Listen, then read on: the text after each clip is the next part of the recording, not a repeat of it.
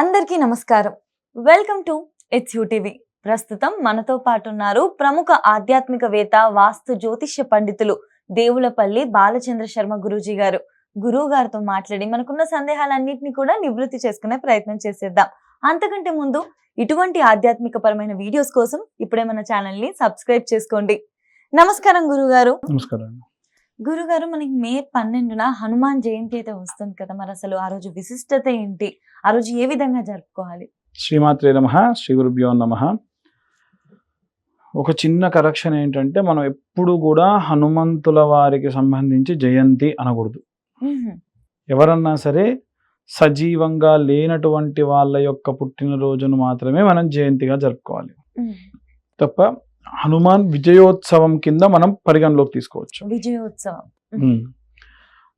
స్వామివారి యొక్క పుట్టినరోజు చైత్ర మాసంలో, అంటే మనకు మొన్న ఏప్రిల్ 2వ తారీఖు నాడు ప్రారంభమైంది. ఏప్రిల్ 2న ప్రారంభమైనటువంటి ఆ సమయంలో చాలా మంది హనుమాన్ దీక్షలు తీసుకుంటారు. తీసుకొని ఇప్పుడు మళ్ళీ వైశాఖ మాసంలో ఇప్పుడు వచ్చేటువంటి మే 12 వరకు కూడా దీక్ష చేసి ఆ దీక్షను విరమించుకుంటారు. సో ఆ రోజున చాలా వరకు ర్యాలీలు, విజయోత్సవాలు ఇవి చేస్తారు. ఎందుకు చేస్తారు? అసలు ఈ విజయోత్సవం ఏంటి, పుట్టినరోజు ఏంటి? ఇది కూడా చాలా మందికి ఉన్నటువంటి సందేహం. హనుమంతుల వారు అంజనాదేవికి, కేసరికి జన్మించినటువంటి సమయం చైత్రమాసంలో జరిగితే, చాలా ఏండ్ల తర్వాతకి సీతాదేవిని చూసి రావడానికి ఆ యొక్క కిష్కిందా రాజ్యంలో సుగ్రీవుడికి స్నేహితుడిగా అయినటువంటి రామచంద్రమూర్తి తన తమ్ముడైనటువంటి లక్ష్మణుడితో కలిసి తన భార్య కనిపించకుండా పోయిద్ది అని చెప్పి సుగ్రీవుడికి సహాయం చేసిన కారణం చేత తన యొక్క వానరసేన మొత్తాన్ని కూడా సీతాన్వేషణ కోసమై పంపించినటువంటి సమయం ఈ వైశాఖ మాసంలో జరిగింది. వెళ్ళిన వారు ఒక్కొక్కరు ఒక్కొక్క దిక్కుకి బయలుదేరి వెళ్ళారు. ఇక మన కన్యాకుమారి, ఇప్పుడు కనిపించేటువంటి భారతదేశంలో ఉన్నటువంటి కన్యాకుమారి వరకు వచ్చి, లేదా ఆ సముద్ర తీరంలో వచ్చి కూర్చొని ఉండగా జటాయువు యొక్క సహోదరుడు సంపాతి అనుకుంటా కనిపించి తనకేంటంటే దూర వీక్షణం అనేటువంటిది కనిపిస్తుంది అనమాట. ఎంత దూరంలో ఉన్నటువంటిదైనా కనిపిస్తుంది. కాబట్టి అప్పటికి ఏమైపోయిందనంటే, సీతాదేవి రాకుండా, సుగ్రీవుడు ఎంత స్ట్రిక్ట్ అంటే సీతాదేవి రాకుండా గనక, తన జాడ తెలవకుండా కనుక ఎవరైనా వస్తే వారు రాకండి, చచ్చిపోండి మీరు కావాలంటే అని చెప్పేశారు. అయితే ఈ యొక్క జటాయు యొక్క సహోదరుడు జటాయు ఏం చేసింది, ఆ యొక్క రావణాసురుడు సీతాదేవిని ఎత్తుకెళ్తుంటే అడ్డుపడింది.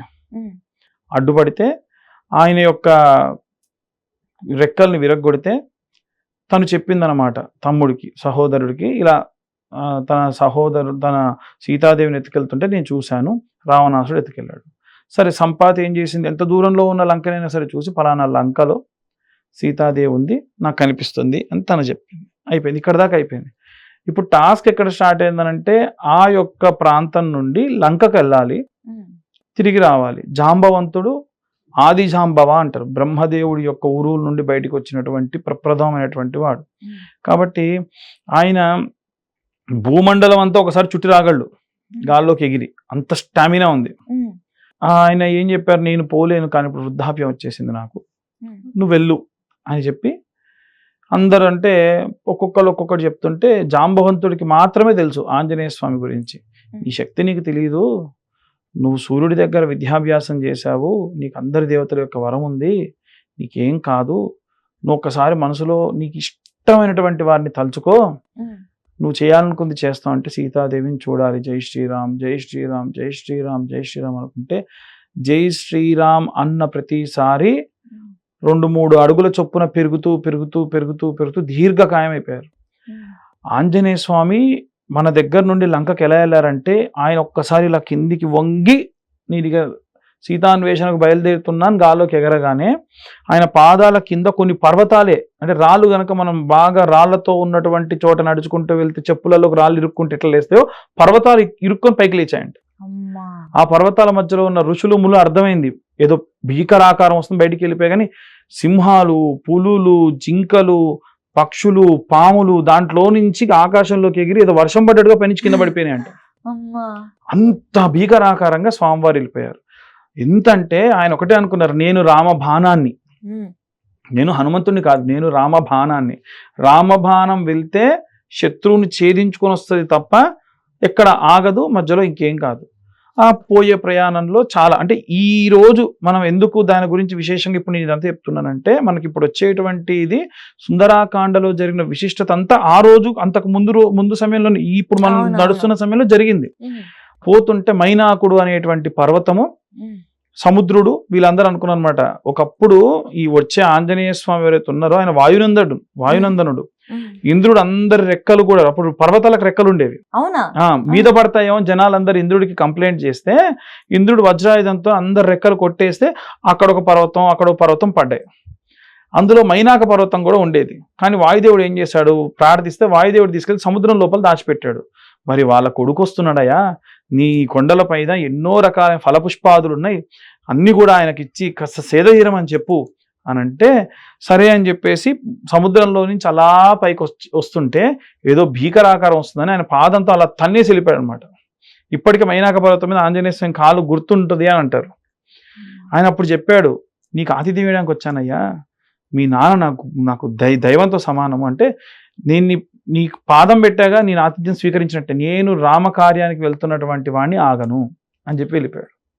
ఈ మధ్యలో సురస అనేటువంటి రాక్షసికి టాస్క్ ఇచ్చారన్నమాట దేవతలందరూ కూడా, ఆంజనేయ స్వామిని నువ్వు అడ్డుకో, మింగు అంటే సురస నువ్వు పక్కకు తప్పుకో అని అంటే, నేను తప్పుకొని నా నోట్లోకి నువ్వు ప్రవేశించాల్సిందేనంటే సరే అని చెప్పేసి, నేను ప్రవేశిస్తే నువ్వు తప్పుకుంటా అని. సరే ఆమె నోరులా తెరిచి మూసేలోపే ఆయన లోపలికి వెళ్ళి బయటకు వచ్చేసాడు అంత ఫాస్ట్గా. ఆంజనేయ స్వామికి అష్టసిద్ధులు ఉన్నాయమ్మా.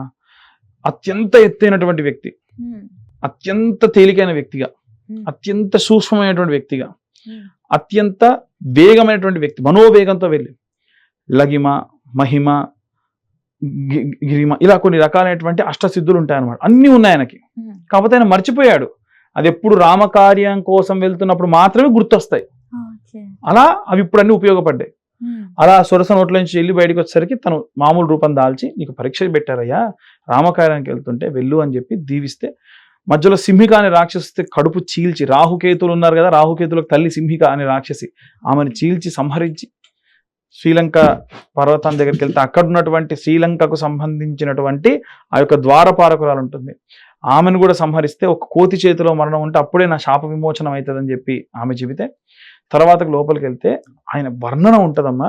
ఎంఎస్ రామారావు గారి యొక్క సుందరాకాండ వర్ణన అద్భుతంగా ఉంటుంది. లంక ఎలా కనిపించింది అని అంటే, లంకలో ఉన్నటువంటి భవనాలు ప్రాకారాలు అన్నీ ఉంటే వెనకాల అంటే అప్పుడు మనకు ఆకాశం కాస్త దగ్గరగా ఉండేది, చంద్రబింబం చాలా పెద్దగా కనిపిస్తుంటే ఆ ప్రాకారానికి చంద్రబింబం ఒక రెండు కొమ్ములు ఉన్నటువంటి ఒక పర్వతానికి రెండు కొమ్ములు ఉంటే ఎలా ఉందో అలా కనిపించిందట. అక్కడ అందరూ కూడా మంచి వాయిద్యకారులు, మంచి కళాకారులు, కానీ ఎప్పుడు సురాపానం సేవిస్తూ ఉన్నారు. ఆడ మొగ తేడా లేకుండా కామక్రీడలు చేస్తూ ఉన్నారు. నా సీతం ఎక్కడుంది అని వెతుకుతూ ఆయన ఏవేవి బ్రహ్మచారి చూడకూడదు అన్ని చూసి, చాచా నేను నిన్ను చూశానే, అయినా రామకార్యం కోసమే, నీ తప్పు దృష్టితో చూడలేదు అని చెప్పి నమస్కరించుకొని, మండోదరిని చూసి సీత అనుకొని ఎగిరి గంతేసి తోకని ముద్దు పెట్టుకొని, అవును కదా రాముడు అక్కడ నారబట్సలాలు వేసుకొని ఉంటే నా సీత ఇట్లెట్లా సుఖంగా ఉంటది అంటే, ఈమె సీత కాదు, నా సీతను చంపేసి ఉంటారా మా అమ్మని అని చెప్పి అంత తిరిగి చూశాడు. కానీ అశోకవనంలో చూడలేదు, మరొకసారి చూద్దామని అనుకున్నాడు. అప్పటిదాకా నేను ఇప్పటి వరకు నాకు సీతాదేవి కనిపించాలి అనుకున్నా, కానీ సీతాదేవి అనుకోవాలి నేను కనిపించాలని అని, సీతాదేవి తనకు కనిపించాలని మనస్ఫూర్తిగా కోరుకొని, అతనికి ఇంకొక విద్య ఉంది, తన నీడ ఇట్లా వెళ్తే ఆయన నీడ ఎవరి మీద పడితే వాళ్ళు ఏంటో డేటా మొత్తానికి వచ్చేస్తుంది. అట్లా ఇక్కడ సీతాదేవి ఉందని అశోకవనానికి వెళ్ళి కూర్చుంటే, అలా అమ్మవారు అంతకుముందు చెప్పాక తన జుత్తుతో మొత్తం అంతా కప్పుకొని ఉంది, ఎందుకంటే ఏకవస్త్రంగా ఉన్నప్పుడు తీసుకొని వచ్చారు. అక్కడ ఆంజనేయ స్వామికి మన తిరుపతిలో జపాలి అని ఉంటుంది ప్లేస్. జపాలి అంటే ఆంజనేయ స్వామి జపం చేసుకున్నటువంటి ప్లేస్. మనకు తిరుపతిలో జపాలి అనే ప్లేస్ ఉంటుంది, ఆంజనేయ స్వామి జపం చేసుకున్నాడు. అక్కడ అమ్మవారు తన నారచీర చించి నగలన్నీ పెట్టి భూమి మీదకి వదిలేసినప్పుడు ఆయన చేతిలో పడ్డాయి. సో అప్పుడు చూసిన వస్త్రాన్ని చూసి ఇది అమ్మ చీర, ఈమెనే సీతాదేవి అని అట్లా గుర్తించి సీతాదేవితో చెప్పారు, అమ్మ నువ్వురా నా భుజం మీద ఎక్కువ నేను తీసుకెళ్తా అంటే, రావణాసురుడు ఎలా అయితే తీసుకొచ్చాడో అలాగే రాముడు ఇక్కడికి వచ్చి తనని సంహరించి వెళ్ళాలి. అదే రామాన్ విగ్రహాన్ ధర్మ, అలా ఎలా తీసుకెళ్తామని చెప్పి ఇలా విశేషంగా సుందరాకాండలో ఉన్నటువంటి సంఘటనలన్నీ కూడా చెప్పి ఆంజనేయ స్వామి అమ్మవారి దగ్గర నుంచి అంగుళీకము తీసుకొని, అంటే మానవ మాత్రుడు ఎవరు అంత ప్రయాణం చేసి వెళ్ళేటువంటి పరిస్థితి లేదు. సీతాదేవి ఒక ప్రశ్న అడుగుతుంది ఆంజనేయ స్వామిని, ఎలా రాముడు ఇక్కడ దాకా వస్తాడు అంటే, ఎంత ఉదార్థుడు, ఎంత హానెస్టీ, ఎంత హంబుల్నెస్ చూడండి ఆంజనేయ స్వామికి. నా భుజం మీద ఎక్కువ అంటే అమ్మవారు ఎందుకు రానన్నదో చెప్తుంది. మధ్యలో ఇంకేదన్నా రాక్షసులు ఉంటారు, ఇతనే రాక్షసులు ఎంబడబడతావు, నన్ను ఎక్కడ కూర్చోబెడతావు, నన్ను ఎక్కడ కూర్చోబెడతావు, సముద్రంలో పడేస్తావా, నన్ను ఎక్కించుకొని నువ్వు యుద్ధం చేయగలవా, లేదు నానా, అయినా చిన్న ఆకారంలో ఉన్నావు, నువ్వు ఎగురుకుంటూ వచ్చావు, నన్ను ఎట్లా తీసుకెళ్తావు, అమ్మ నేను కోతి రూపంలో చిన్న ఆకారంలో వచ్చాను, ఆ రూపం చూడండి పెద్ద ఆకారం చేస్తాడు. సరే అని చెప్పేసి లంక మొత్తం ఒకసారి చూసొస్తాను వెళ్తాడు. రావణాసుడికి యొక్క మొత్తం బందీఖానాలోకి తీసుకెళ్తారు. ఆయన ఒక మాట చెప్తాడు, మీరు ఎవ్వరి జోలికన్నా పడి నా తోక జోలికి పోకండి, ఎందుకంటే ఆంజనేయ స్వామి అస్ఖలిత బ్రహ్మచారి. అందరికి వివాహం అయితే భార్యను గుండెలో పెట్టుకుంటాడు. ఆయన నవవ్యాకరణ పాండిత్యం నేర్చుకోవడానికి సువర్చలాదేవి వివాహం చేసుకుంటాడు. ఆ అమ్మవారు ఆయన యొక్క తోకలో ఉంటది, సూర్యుడి యొక్క కుమార్తె. కాబట్టి నా తోక జోలికి రావద్దనంటే లంకలో తోకనే పట్టుకుంటారు. ఇంకా తోక మొత్తం లంకని దహించేస్తుంది. అంత దహించిన తర్వాత గుర్తొస్తుంది, అశోకవనం కూడా దహించేశాను నేను. సీతమ్మ పరిస్థితి ఏడ్చుకుంటూ అయ్యో అని చెప్పిపోతా అమ్మవారు ఉంటుంది. అమ్మ ఏదన్నా గుర్తివ్వనంటే అమ్మవారి యొక్క చూడామని ఇస్తే రాముడి యొక్క అంగుళీకం ఇచ్చేసి తీసుకొని వెళ్ళినటువంటి రోజు ఇప్పుడు వచ్చేటువంటి రోజు విజయోత్సవం. కాబట్టి ఆ రోజున సుందరాకాండ వినాలి. ఎంఎస్ రామారావు గారి సుందరాకాండ పూర్తిగా 14 అధ్యాయాలు ఉంటాయి. అన్ని అధ్యాయాలు కూడా మొత్తం అంతా కూడా వినాలి. విశేషంగా సుందరాకాండ హనుమాన్ చాలీసా పారాయణం ఆ రోజున చేస్తే చాలా మంచిది. కాబట్టి విజయోత్సవానికి సంబంధించిన బ్యాక్ అండ్ స్టోరీ అంత ఉంది, అందుకని విజయోత్సవం అని అంటారు. ఖచ్చితంగా ఆ రోజు ఆ కథ తెలుసుకోవాలి. అమ్మవారు అన్న మాటకు ఆంజనేయ స్వామి ఏమంటారు అంటే, అమ్మ సుగ్రీవుడి దగ్గర ఉన్నటువంటి వానరుల్లో అత్యంత అధముని నేను, నాకంటే శక్తివంతులే తప్ప నాకంటే శక్తిహీనులు లేరు. రాళ్ళేస్తే నీళ్ళలో తేలేటువంటి ఉపకరమైనటువంటి వ్యక్తులు ఉన్నారు. అంగదుడు ఉన్నాడు, అతను అడుగు పెడితే తన కాలు ఎవడు కూడా కదిలించలేడు, అట్లాంటి అంగదుడు ఉన్నాడు. గొప్ప గొప్ప వాళ్ళు, జాంబవంతుడు భూమంతా చుట్టి రాగలడు, నేను చుట్టి రాలేను. సో నాకంటే గొప్ప వాళ్ళు ఉన్నారు, నాకంటే తక్కువ ఎవరు లేరు అంటే అతను నేను ఎంత తక్కువ చేసుకున్నాడు చూడండి. ఆంజనేయ స్వామి తక్కువ అంటే అట్లుండాలి. ఒక స్టూడెంట్ ఎలా ఉండాలి, ఒక అమ్మ దగ్గరికి వెళ్తే పిల్లవాడు ఎలా ఉండాలో సుందరాకాండలో ఆ రోజున మనకు చదివితే చాలా విశేషంగా తెలుస్తుంది. ఆ ప్రకారంగా ఆ రోజున సుందరాకాండ పారాయణము హనుమాన్ చాలీసా చేయడం విశేష సత్ఫలితాలు ఇస్తుంది. ఆంజనేయ స్వామికి సింధూరార్చనలు కానీ, వడమాలలు కానీ, రోటుమాలలు కానీ, ఎందుకంటే మరి పుట్టినరోజు నాడు గిఫ్ట్స్ ఇవ్వాలిగా, ఆయనకి ఇట్లాంటివి ఏమైనా చేయించిస్తే కూడా చాలా మంచిది. ఆ రోజు హనుమాన్ చాలీసా కూడా ఎప్పుడైనా చదవచ్చు గురుగారు? డే మొత్తం చదివినా మంచిదే. అవునా? స్త్రీలు హనుమంతుని యొక్క విగ్రహాన్ని తాకవచ్చా? ఆడవాళ్ళు ఆంజనేయ స్వామి విగ్రహాన్ని తాకొద్దు, తోకని తాకొచ్చు. ఈ సభాముఖంగా ఒక విషయం ఏం చెప్తానంటే, పెళ్లికాని ఆడవాళ్ళు ఉంటే ఆంజనేయ స్వామి తోకకు ప్రతిరోజు కూడా మంగళవారం నుంచి ప్రారంభించి 9 రోజుల పాటు సంపెంగ నూనెలో సింధూరం కలిపి ఒక చుక్క పెట్టండి. అట్లా 9 రోజులు ప్రతిరోజు చుక్క పెట్టండి, అంతే. పెట్టి హనుమాన్ చాలీసా చదవండి. హనుమాన్ వాళ్ళ పూజ అంటే ఫోటో కూడా దొరుకుతుంది మనకు, ఆ ఫోటోకు బొట్టు పెట్టేసేయండి, 9 బొట్లు. ఇలా చేసిన మాత్రం చేత శీఘ్రం వివాహం జరుగుతుంది. చాలు కదా. ఇట్లా ఆంజనేయ స్వామి తోకని మగవాళ్ళు ముట్టుకోకూడదు, ఆంజనేయ స్వామి విగ్రహాన్ని ఆడవాళ్ళు తాకకూడదు. ఎందుకంటే సువర్చలాదేవి తోకంతా ఉంటది, ఆడవాళ్ళు తోకకు పూజ చేసుకోవచ్చు, తాకొచ్చు. ఖచ్చితంగా గురుగారు చాలా బాగా వివరించారు గురుగారు. ధన్యవాదాలు. ధన్యవాదాలు.